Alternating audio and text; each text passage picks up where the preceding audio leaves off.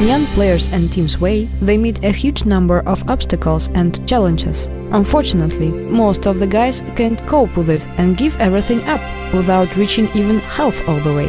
The main reason for this is the lack of experience and knowledge. How to create a team? What kind of relationship inside the team do they need? How to overcome the bitterness of losers and move on?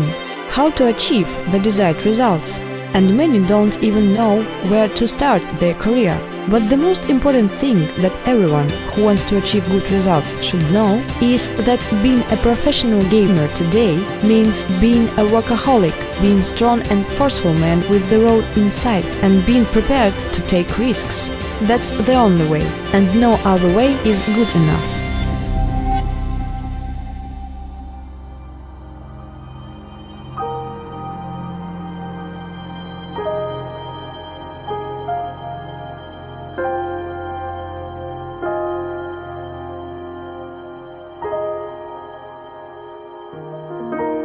It has to be hobby at the beginning, because if they treat it as a job, they might fail and they will say, oh, I'm not good at it, I played 2 years and I'm not at the top. And it's not that way. You need to play like, if you look at the scene, what players are playing in the majors. It's not the players who play 1, 2, 3, 5 years. It's always the player who plays at least 10 years or 7, 8, 12, 15. Depends how early he started, but at the beginning you need to treat it as a hobby. Like I said before, you play with the friends. Then if you want to become pro, every one of us, of a team of the players, started like this. So first of all, he went to the internet coffee, because like before it was like this. He was playing with the friends. Then let's say he was the best from his friends, so he tried to find also the good players. Then he was the best from these 5 players. He created new team or joined someone, and it's always going like this, same as sports and esport. Like the best player always goes far. Hard for me to tell young players how to grow now, because I'm from the different age, you know. When I was starting, it was 14 years ago or 15 years ago, so it was totally different for me than nowadays. I feel that nowadays there are so many other ways. Like you can play the game on your own and you can reach like the global elite in matchmaking, and you will learn so much from the game. Then you can jump into the deathmatch or aim up. You can fix your aim so much faster than we could do it in our times. In our times there was only free-for-all servers. There was no deathmatch. Like deathmatch was something like, whoa, this is crazy. I die and I respawn and I can play again. This was magic. So currently young players have so many more possibilities, opportunities to actually get skilled. So the aim is there, but now they just need to find the correct mindset and just find people with correct mindset and tell them to practice. Tell them to play. I think since Counter-Strike is a team game, the most important part is to find your team, whom you're gonna play with. Because together with the team, you evolve faster than as you would be playing by yourself. You talk to other people, learn with them, and go through your mistakes, and that makes you move on much faster as you would learn only by yourself. If you win something or if you lose, you just play more and try to work more and harder. And finally, people will see you're good, I guess. That's how it was here with us, with me. Dawaj!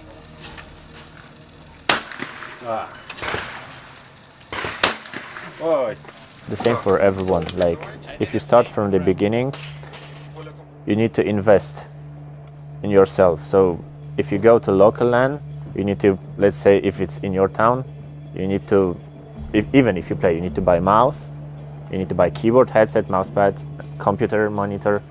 No one will give it to you until you're a good player and you deserve it. So you buy your devices. Then if you go to the LAN, you need to buy train tickets, bus tickets, or pay for the accommodation. And it has to be you who invest in yourself, because you need to prove someone that you are worth to get that pay. So like for me, I was playing 3 or 4 years in the Poland until I joined PGS. Like I was playing already like 6 years, but I was playing in the top 2, 3, 4 teams in Poland for like 3 or 4 years.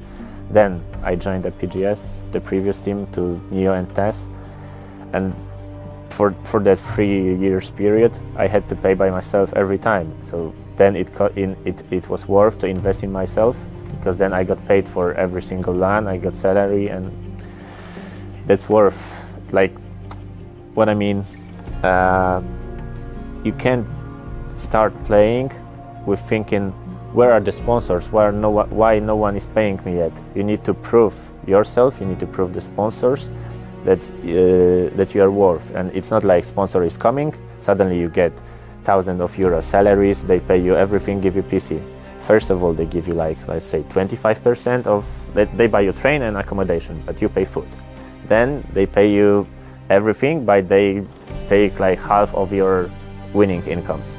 Then, if you win another LAN, they give you 100% of your, or 80, whatever they like, of your prize money. It also depends how good you are and how quick is it growing. It's extremely hard for young players nowadays to understand that gaming is not getting paid after 3 months of playing. When we started playing games, it was, let's say, 5 or 6 years without getting anything, or getting, I don't know, 3 hours on the computer, not paying anything to the chief in the internet cafe. And we really appreciated that, and we learned how to actually appreciate the smallest things. And nowadays we have a lot more money in esports. It looks that it's so beautiful and easy, but trust me, to succeed you really need to have the drive which is beyond money. You cannot have drive to win and think about money in 3 months. It's just something you need to forget at the beginning. You need to start from the start. You need to scratch it out. Not think about yourself only, but about the team. And I think that's the biggest quality of a player here. You need to know how to work with other people.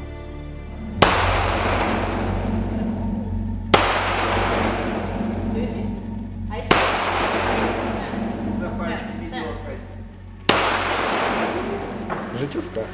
Very good. Raz, dwa, Better than that. 3 dziesiątki, 4 dziewiątki i 2 siódemki. Ładnie. And one miss.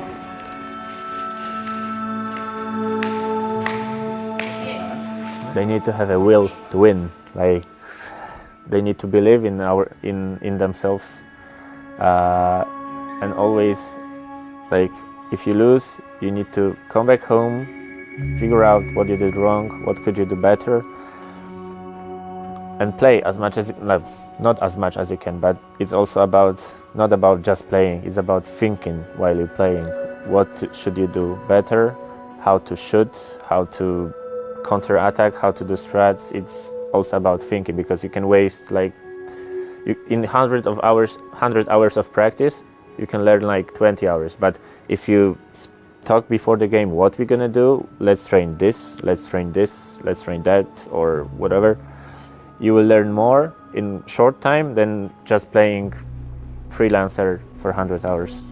It's also hard to find 5 people who are actually skillful and they're friendly enough to get with each other in great manner. So whoever is able to do it, then big respect towards the players, and they're extremely lucky. The higher you want to go, there are more conflicts. Like the higher you want to have your position, the more money you earn, the more problems you have. It's like that. So being professional player is not that easy job, because like I said before, you have a lot of problems. Like you need to argue with your friends, so it's not that easy like to argue with your girlfriend, to your wife, mother, whoever you love. And we're trying to solve the problems. Like we maybe this time, since I joined the team, we don't argue that much, but we talk. This is open talk for everyone. Everyone can share his mind, his vision, and we just come into the conclusion and choosing the best way. I always felt that having 5 players who are friends with each other is the best way to go in any sports, or actually in Counter-Strike. I always felt that if you are losing, it's easier because you are not losing with enemies inside the team and outside the team. You are losing with friends, and it's easier for you to fix your mistakes because you will not go aggressive on people you like. You will go more like, okay man, we need to fix this and that, but you know what, let's drink a beer and then we will talk about it.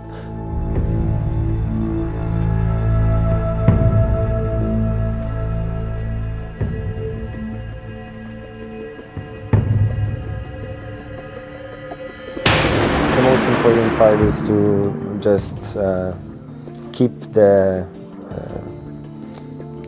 during the game, keep the things you don't like outside and just focus on the game and do your job. Because if you bring your problems to someone else to the game, problems with someone else to the game, it can ruin your game. So until you can avoid that, it's still okay. Easier to fix your mistakes and keep your morale high when you have people who like to spend time with each other than to actually be in a team where you can play great together, you can have great chemistry in a game, but there is no team in the team. Like if you have 5 players who actually dislike each other or they don't see any kind of interest in talking with each other, you'll find yourself in a bad spot when you start losing. When we finished the game and we lost the game and we made some mistakes which we actually regret, it's usually very hard to talk in a team if it's a hard loss. Everything depends on the situation. Was it a loss we expected, or was it a loss that we don't know why or what happened? Or in the worst case scenario, we know that someone did some things which actually were bad for a team, but we usually don't try to find a person because of which we lost.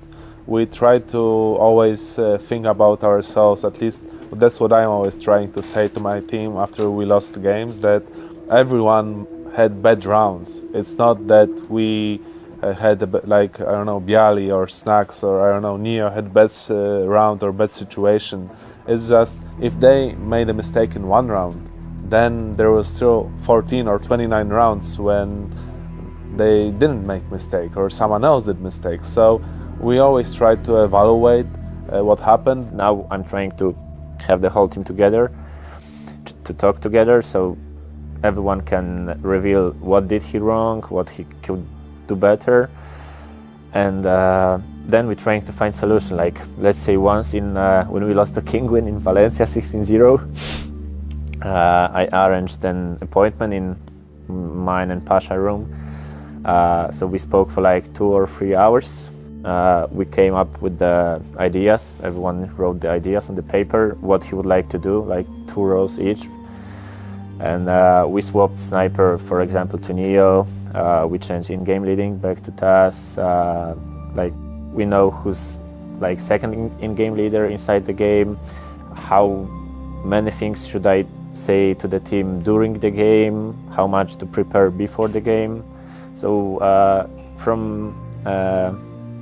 in Poland we say like every defeat you turn around into the success. What I learned from my experience and playing for many years, the worst thing you can do in a team, so this is for young players actually, this is for you boys, when you have a team and you are a captain or you really want to win and you do tactics, don't try to put everything on one person, or don't try to talk about mistakes freshly after the defeat. because the energy which is in you and the adrenaline which is pumping into you makes you think less intelligent. Like you get more annoyed, you get more angry, you get really into bad spot with your teammates. What you can do is to actually sit down and ask everyone to watch a demo together, or maybe just ask them to each everyone by himself, and then they will learn from it. But if you really want to help or fix a mistake, talk with everyone by one. Don't talk in a team. Don't try to say, okay, Snacks, you made a mistake in this round. You shouldn't do it, because it may backfire to you. They may then tell you that you did mistakes in this and that round. So it is a very tricky situation, and you always need to feel and think for yourself, what would you like to be treated like in this situation? Do you want them to tell you straight away that it was your mistake, or maybe you want to take it calm? So my advice to young players is to always take your defeats very calmly and try to discuss it with your teammates even a few hours later. Right now we have a good chemistry and good atmosphere in the team, so people are open and they are not afraid of saying they did wrong, and it helps the team to keep being strong and keep moving on. So it's pretty easy for us to say what went wrong and what we need to do better next time. Excellent. Well, I'm sure you want to get together your team, get started and warm up today. Panowie i dziewczyny, liczymy na wasze wsparcie cały czas, każda runda, każdy kill. Mam nadzieję, że będzie was słyszeć.